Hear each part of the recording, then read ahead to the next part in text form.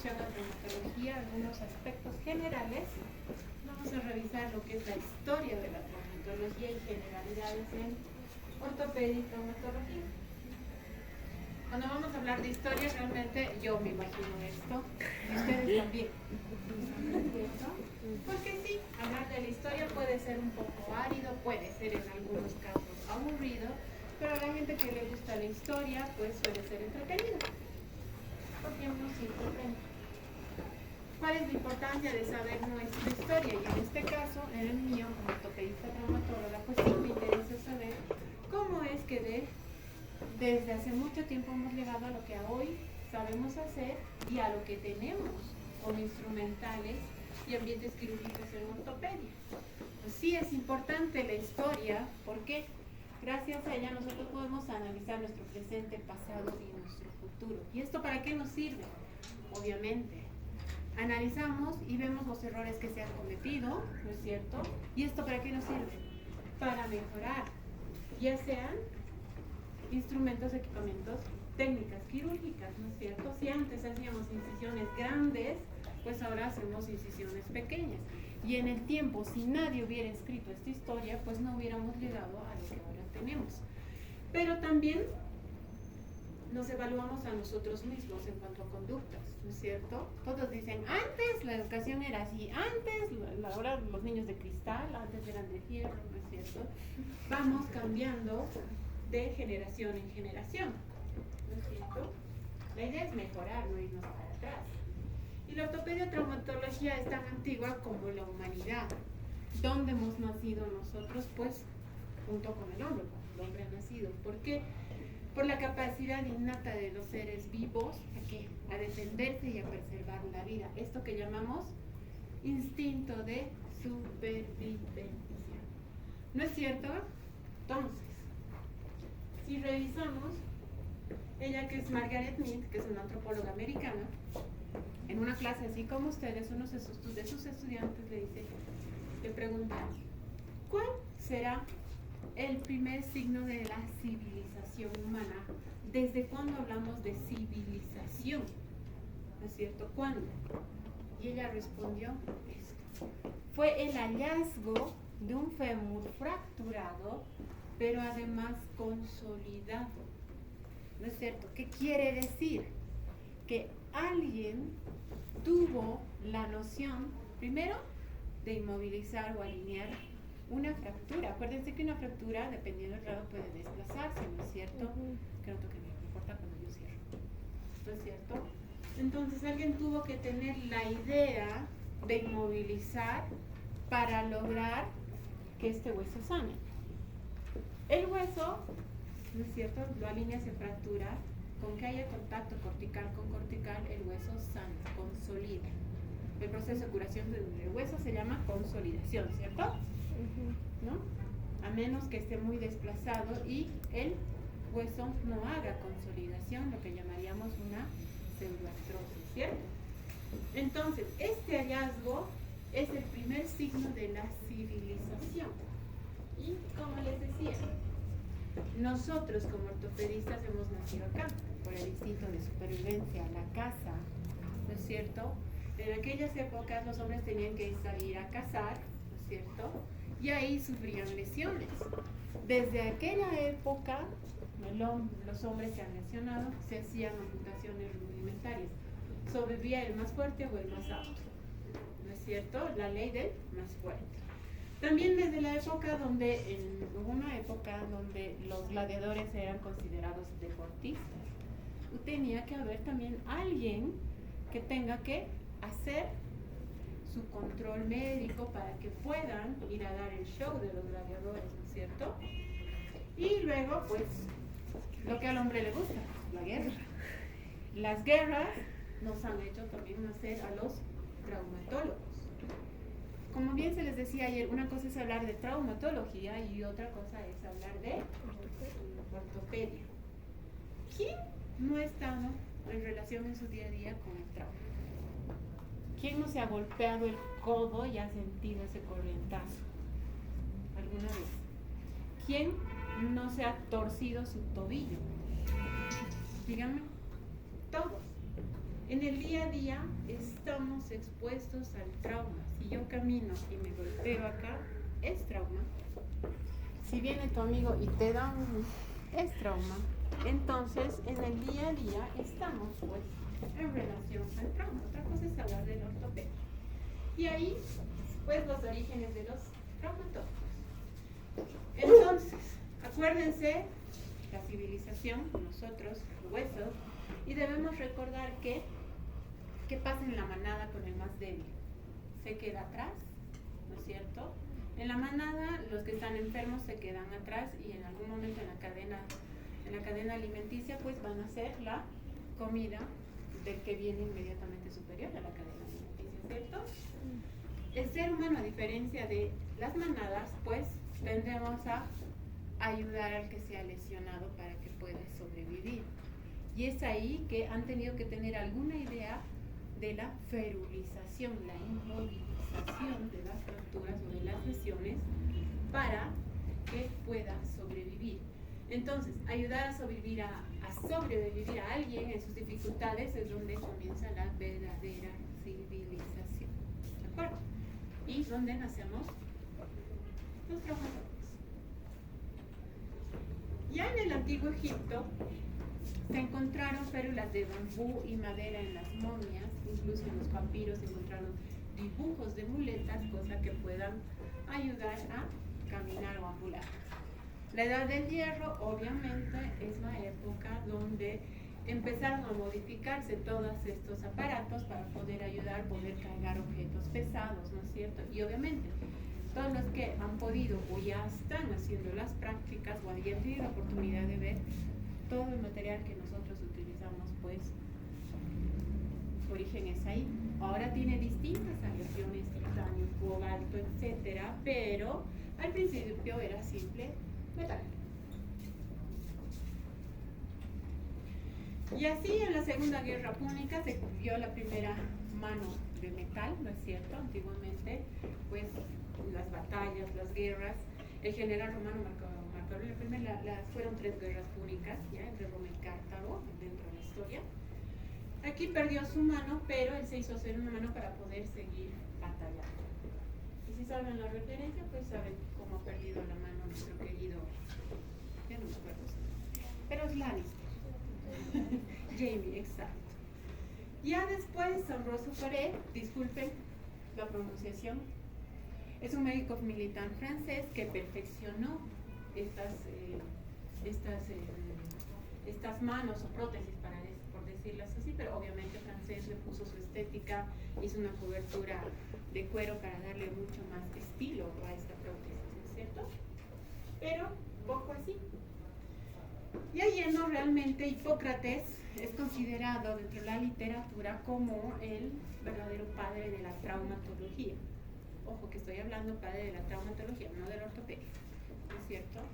Se encontró en sus escritos, en sus papiros y este texto, el Corpus Hippocraticum, donde él ya describe técnicas de reducción de las fracturas, técnicas de reducción de las luxaciones.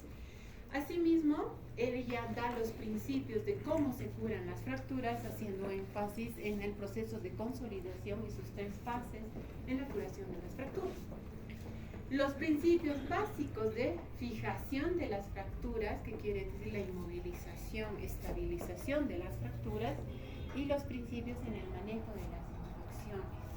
Probablemente fue uno de los primeros quien describió una de las gangrenas, ¿ya?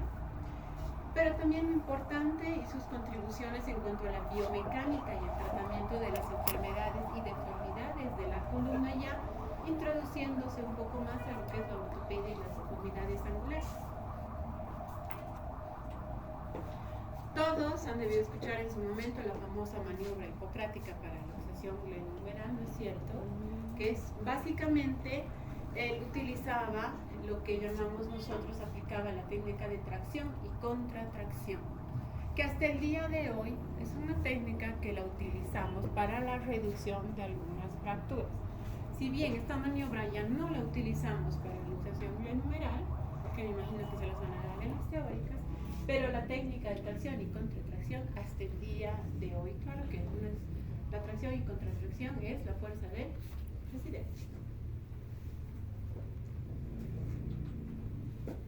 Galeno, en aquella época, después de Cristo, era considerado el padre de la medicina deportiva, entre comillas, porque en realidad no es así.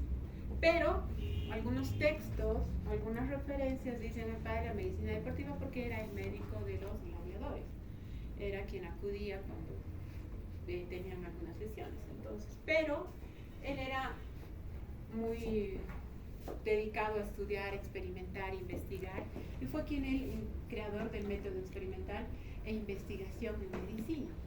Lo que él hacía era hacer disecciones en animales, ¿no es cierto? Era anatomista, investigaba mucho esto,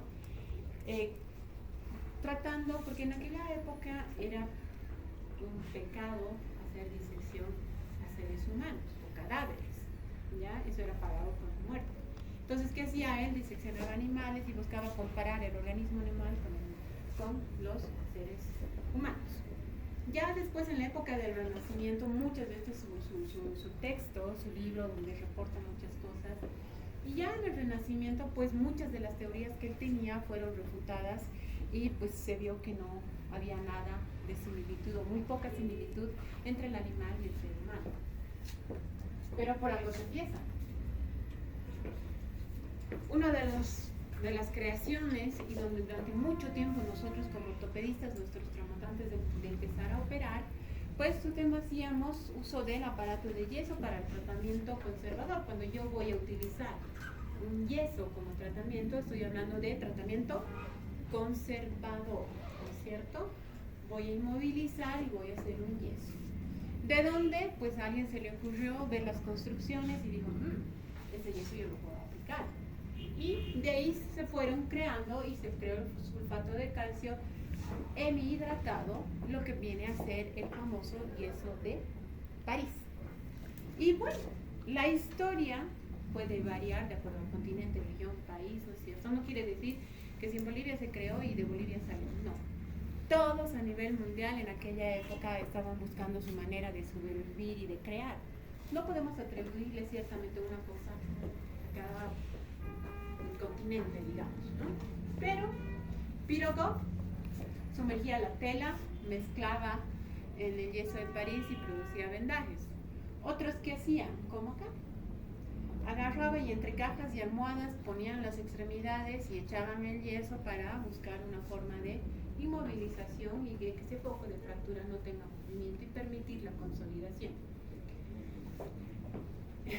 Ya un persa Racés, que también se le atribuye la confección del primer yeso en medicina, que prácticamente era sumergir a esta sustancia telas, ¿no? Y producir el vendado con eso. Y miren cuánto hemos evolucionado, que actualmente nosotros tenemos ya los yesos acrílicos, ¿no es cierto? Mucho más livianos, más fácil, rápido secado, tiene sus ventajas, ¿no es cierto? Pero el colocado de yeso es un arte, ¿cierto? El moldearlo, el colocar el yeso, hacer el tratamiento conservador con yeso, es un arte. No es que agarro y pongo el yeso como yo quiero, no, tengo que tener mucho criterio en cuanto a lo que llamamos las apófisis, prominencias óseas, para no buscar complicaciones con mi tratamiento conservador. Ahora, ¿cómo nace la ortopedia? Hemos dicho que la ortopedia se refiere a las deformidades y estaba más dirigido hacia los niños. Sabemos del árbol de Nicolas Andri, que gracias a él, hasta el día de hoy, el emblema a nivel mundial de todas las sociedades y asociaciones en ortopedia y traumatología es el árbol, ¿no? Él en su manuscrito, pero quien es reconocido como el verdadero padre de la ortopedia es Jan André Valera, ¿no? Él es un médico suizo y fue él quien fundó un instituto que se dedicaba netamente a tratar deformidades. Entonces, él es el verdadero padre de la ortopedia. Y bueno, con el tiempo, esto se fusionó y se modernizó y pasamos a hacer la especialidad ortopedia traumatológica. ¿No es cierto?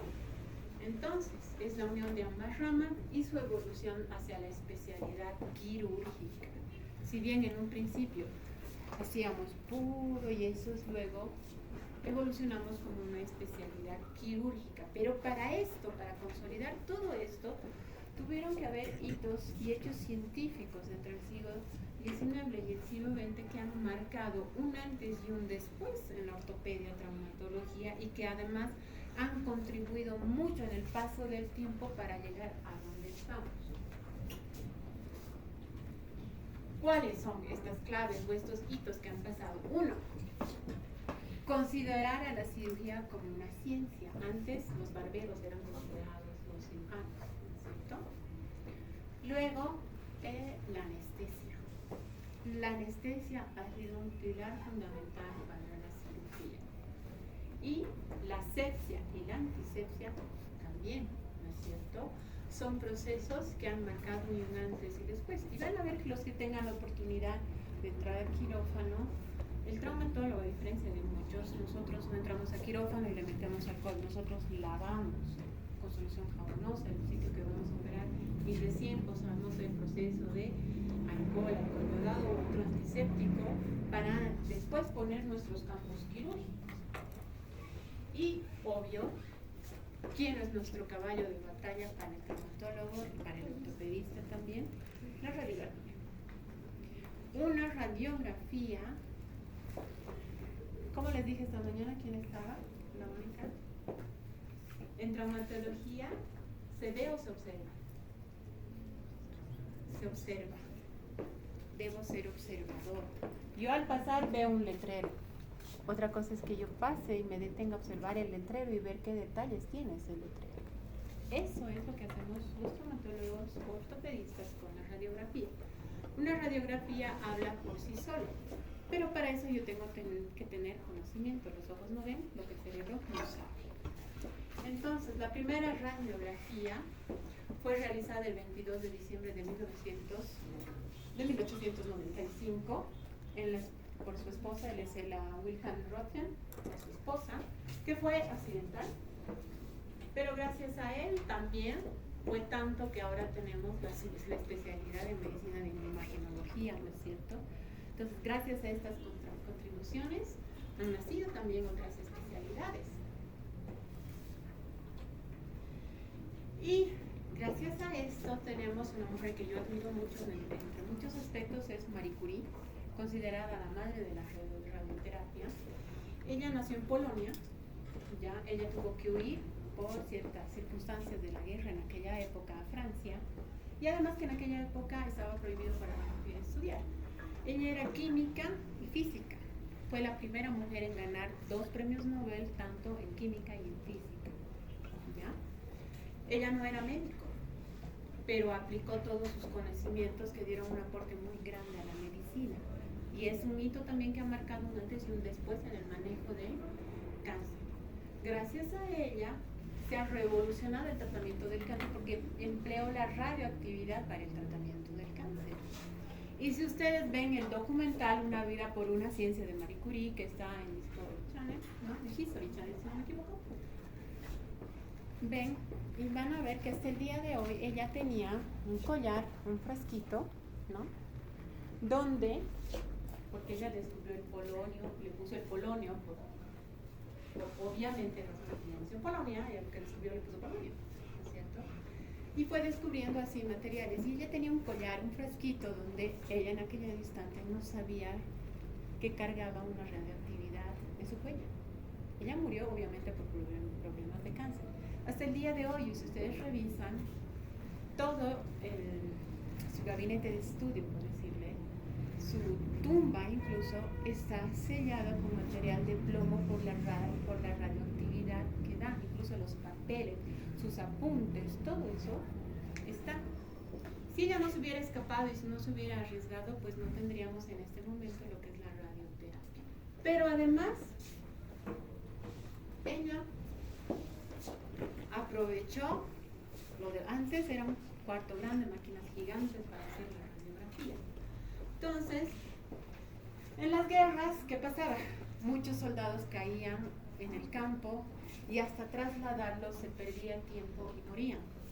Entonces ella decide agarrar y crear los rayos X portátiles, que en aquella época eran llamados los Petit Curie. Entonces creó estos rayos X portátiles para ir y llevar al campo de batalla y poder hacer estudios allá. Fue de esta manera. Ella no era médico, ella no sabía conducir. ¿Qué hizo? Reclutó, aprendió de mecánica, aprendió de medicina y reclutó mujeres para que primero manejen los autos, dos, para que vayan allá y saquen las radiografías y así poder salvar vidas. Se dan cuenta que una cosa en el tiempo va dando paso a muchas cosas que actualmente vamos a utilizar. Y bueno, ahí entramos y nosotros vamos evolucionando y llega la era, para nosotros la mejor era la artroscopía. ¿No es cierto? Kenji Takagi en 1938 realiza la primera artroscopía, que básicamente, tal como ven la imagen, agarran con un tubo, trata de hacer la visión directa de la articulación de la rodilla, fue donde se realizó la primera artroscopía. No se hacía nada más que eso, más que mirar, ¿no? Y ahí ya tenían una descripción mucho más exacta en ese momento de cómo era el menisco, cómo estaba el ligamento, ¿no es cierto? Hasta el día de hoy. Ya después fuimos evolucionando y Watanabe incorpora la luz, la fibra óptica que nosotros llamamos. Los que han tenido oportunidad de entrar a una artroscopía han visto cómo nosotros jugamos acá y vemos toallas, como jugar Nintendo o Play, ¿ya? Y podemos ver las estructuras en ese momento y poder hacer tratamientos, ¿no? Entonces, ¿quién realizó la primera meniscectomía? Fue Watanabe. Meniscectomía, sacar el menisco. ¿No es cierto? Ahora la artroscopía se ha vuelto parte, incluso hay una subespecialidad de cirugía artroscópica o articular, donde nosotros le metemos el tubo a todas las articulaciones, hasta de la más grande a la más pequeña. ¿Por qué? Porque nos permite hacer tratamientos mínimamente invasivos, menos lesión, menos agresividad y recuperación más temprana. Luego, la osteosíntesis, ¿cómo no? Todo traumatólogo hace osteosíntesis, que quiere decir va a reparar la fractura. En un momento de la historia, si ustedes ven acá, ¿esto qué es?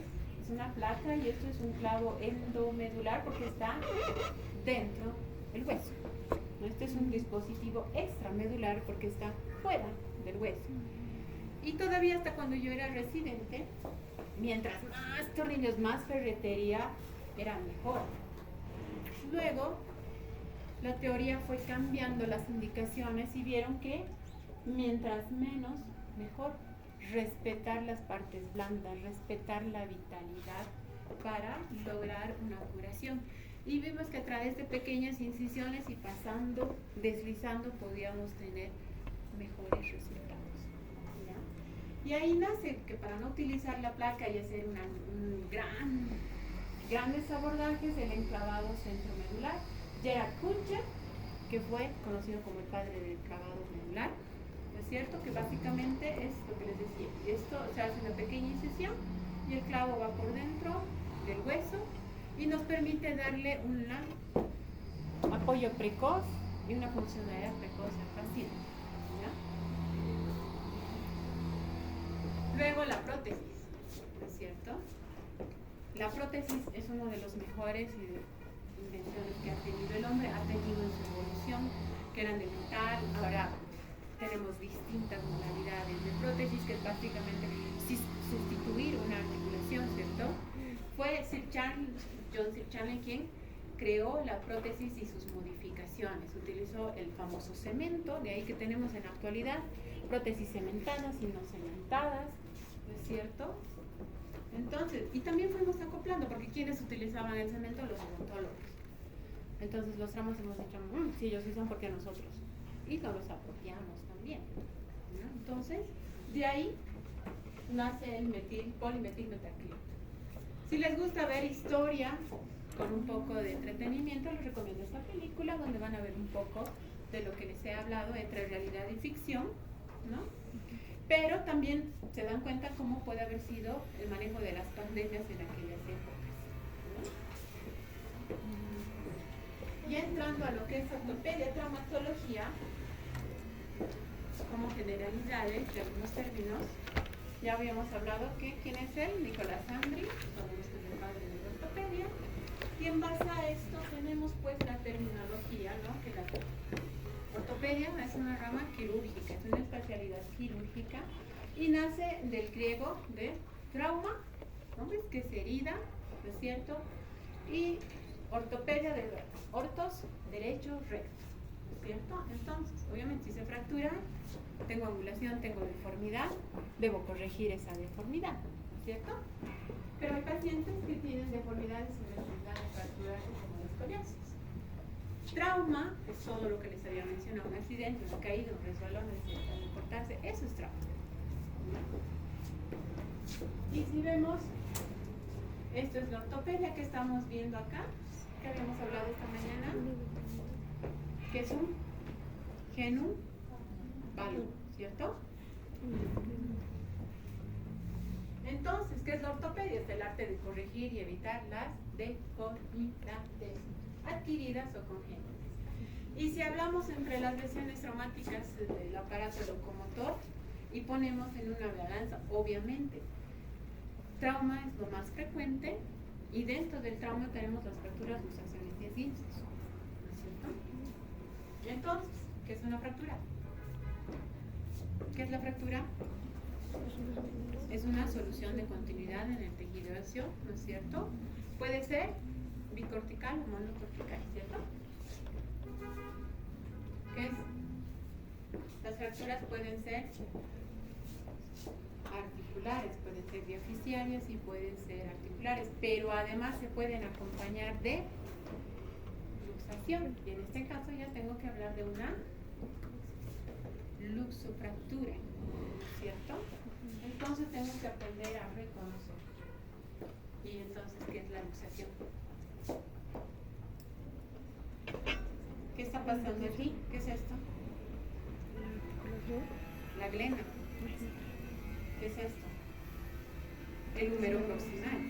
Entonces será una luxación glenumeral. Pero como concepto, ¿qué es la luxación?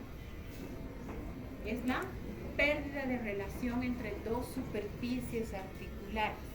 Si es una pérdida total, es una luxación, ¿no es cierto? Si es una pérdida parcial, será una subluxación, ¿no es cierto?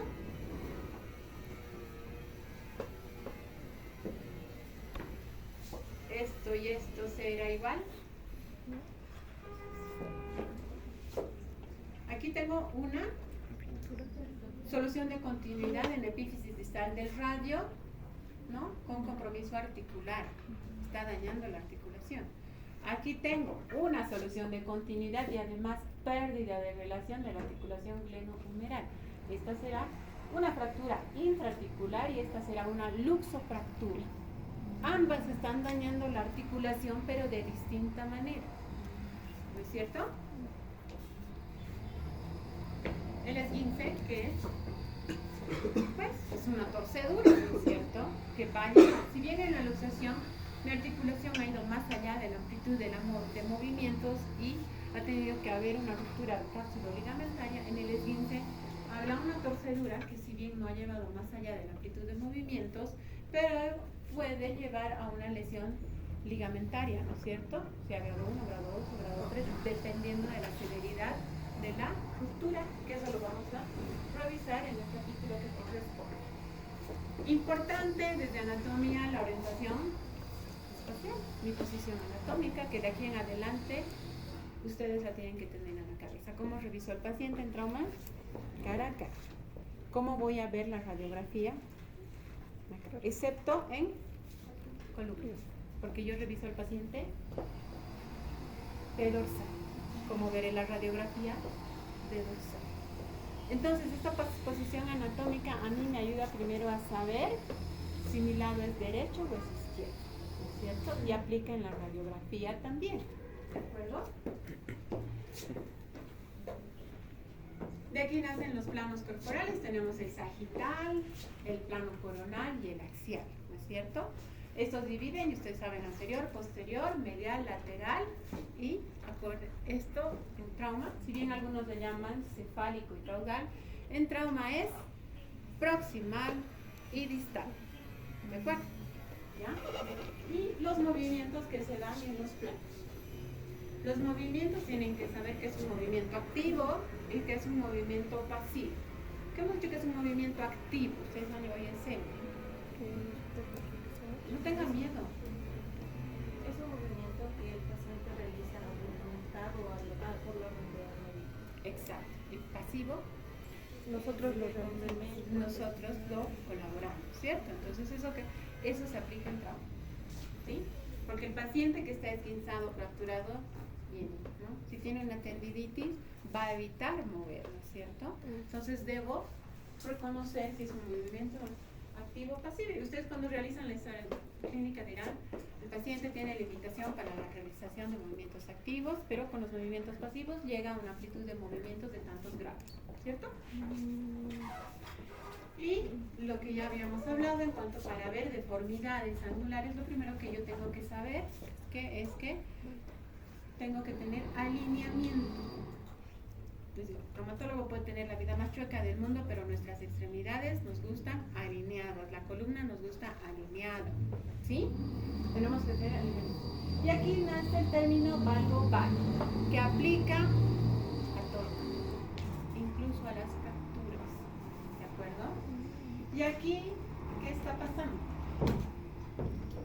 ¿Dónde está mirando el vértice? Acuérdense del signo mayor y menor. ¿Dónde está mirando el vértice? A la línea media. Si el vértice mira la línea media y la parte distal se aleja, estoy en valgo. Si el vértice se aleja de la línea media, mira hacia afuera, estoy en varo, ¿no es cierto? Y de ahí viene, como les digo, aplica para todo. Puedo tener un cúbito varo, puedo tener un cúbito valgo, ¿no es cierto? Puedo tener una coxa valga, una coxa vara. Acuérdense del ángulo cérvico diaficiario, es este ángulo. El normal entre 125 y 135 grados, más o menos 5. ¿Qué pasa si este ángulo se cierra? ¿Se fijan? ¿Qué quiere decir? Que mi cabeza y mi cuello están agachados. Y eso se llama coxa valga. Digo vara. Coxa vara, ¿no es cierto? Este ángulo se cierra. ¿Qué pasa si el ángulo se abre? Voy a tener una coxa valga. ¿Qué quiere decir? Que todo el ángulo se ha abierto, el cuello y la cabeza están mirando hacia arriba. Aplica para todo.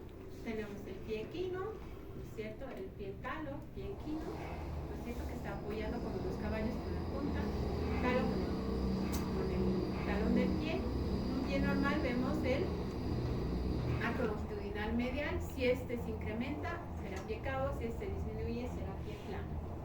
Lo mismo pasa en la columna, ¿no es cierto? Tengo que ver el alineamiento en el plano frontal y en el plano lateral, donde puedo encontrar escoliosis o psicoescoliosis o lordosis, ¿no es cierto? Todas esas cosas yo tengo que ver cuando voy a hacer un examen físico y debo saber la terminología en cuanto a traumatología y ortopedia. Entonces, fíjense, desplazamiento medial, desplazamiento lateral, ¿no? Valgo, varo. Aplica para todo.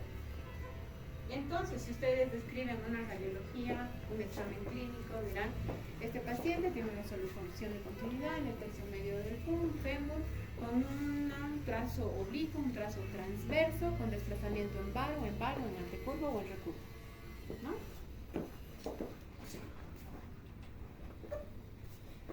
Y mecanismo. Los mecanismos pueden ser directos o indirectos, ¿no? Obviamente, si yo le doy una patada en la pierna y se fractura la pierna, la tibia, es un mecanismo. Y el trazo en un mecanismo directo casi siempre es transverso, ¿no? El mecanismo indirecto tiene el componente de flexión y rotación. ¿Qué quiere decir? Yo estoy corriendo, desacelero, tuerzo y mi músculo no ha entendido nada. Uno se ha ido para el otro lado, el otro para el otro lado y entre ambas fuerzas han roto. Entonces, generalmente en el mecanismo indirecto tenemos un componente de flexión y rotación. En cuanto a la energía alta, mediana y baja energía, pero aquí juegan muchos factores, ¿no es cierto? La edad, la calidad de ósea, enfermedades de base, ¿no es cierto? Un paciente con enfermedad renal crónica, ¿no es cierto? Probablemente tenga una osteodistrofia renal, la calidad ósea no va a ser buena. Es un paciente que ya va a tener una mala calidad ósea y va a tener predisposición a la fractura. Esos son pacientes que pueden fracturarse con un mecanismo de baja energía, ¿no es cierto? ¿Qué quiere decir? Es un paciente que se cae de la cama o se cae de este escalón y se fractura, ¿no es cierto? Un paciente joven. Distinto es un paciente anciano que ya por la edad esperamos un grado de osteoporosis, ¿no es cierto? Y hay una fragilidad ósea, obvio se puede fracturar. Pero no es normal que un paciente a tu edad, te caigas de una grada como esta y te fractures, ¿no es cierto? Entonces ahí juegan los mecanismos y el criterio en cuanto a edad, calidad ósea y enfermedades de base que puedan predisponer a que un paciente tenga fracturas con trauma de baja energía. Entonces ustedes cuando hagan su historia clínica presenten a su paciente y si tienen posibilidad de pasar física médica, escucharán, es un paciente que ha sufrido un mecanismo de trauma directo, indirecto, de baja energía, de alta energía, con pierna en valgo forzado, paro forzado, ¿no es cierto? Y cuando yo escucho eso, yo ya me estoy imaginando cómo ha sido el trauma, cómo ha sido la lesión. La localización, lo que les decía, si bien tenemos los huesos largos, recuerden que tenemos epífisis proximal y epífisis distal. Y las diáfisis se van a dividir en tercios. Tercio superior, tercio medio, tercio inferior, ¿no es cierto? Entonces, yo puedo tener una solución de continuidad en la epífisis proximal del húmero, puedo tener una solución de continuidad en el tercio medio de la diáfisis de la tibia y el peroneo, ¿no es cierto? Es la forma en que debo hacer. Acuérdense, proximal, distal y tercios. Del trazo, transversos, oblicuos y conminutos. Y este que es segmental, ¿no es cierto? Y las lesiones fisiales que lo verán cuando lleven el capítulo de lesiones en niños. Entonces, todas estas cosas que les he hablado, que es un pequeño resumen en cuanto a la introducción, en cuanto a historia y generalidades en ortopedia, pues se dan cuenta que la historia clínica en ortopedia y traumatología inicialmente es como todas las historias clínicas que ustedes han aprendido el año pasado, pero nosotros le tomamos especial atención a los rangos de movimiento, ¿no es cierto? Hacemos pruebas especiales, pero también debemos ver la vida activa, mediciones, cómo está la musculatura, maniobras especiales y bien importante, marcha. Yo veo al paciente desde que ingresa a la consulta, veo cómo se sienta, veo cómo se desviste, cómo sube a la camilla, cómo se quita el zapato. Todo eso hace que yo, desde que el paciente entra, ya voy a ir sospechando qué tiene y voy a saber qué tengo que pedir y qué pruebas voy a hacer. Entonces, la ortopedia traumatología no solo es una ciencia, es un arte, ¿sí? ¿Es cierto? Van a ver, muchos colegas nos dicen los artesanos. Somos artesanos, lo somos y a mucha honra, porque nosotros transformamos la vida, devolvemos el poder a las personas de movimiento libre en esto que son las actividades de la vida diaria. Gracias.